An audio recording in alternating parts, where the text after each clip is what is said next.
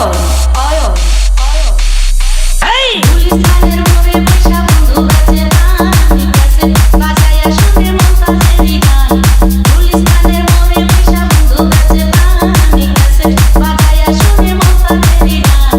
তার সাথে দিয়া কথা হইছে ফাইনাল সবাই তারে আদর কইরা তাকে ফাইনাল